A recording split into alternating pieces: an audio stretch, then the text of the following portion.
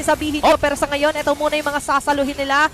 The language of war, the language na nga lang din na magbubugbugan dito. Nasipa pa ni Tracy dito si Cram, pero makakasurvive pa rin doon sa may pinakagilid na maumatake si Saksha doon kila Yubs. Makaka-dash out pa rin naman, pero Innocent here, go for the free hits. That's going to be a shutdown para dito kay sa reset lang. Tinignan niya lang kung gumagana lang. Check ping lang, pero to check ping ng Keepers Gaming, ginamit na yung Glorious Pathway, pero sabi madaling likuran na Scram.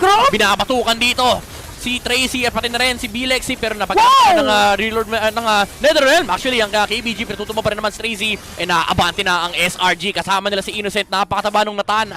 Kung may nakuha sila doon, out of KBG, pero ayaw magpaawa!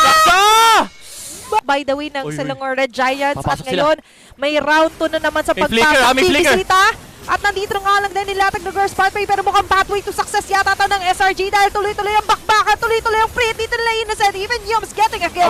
Tracy, lock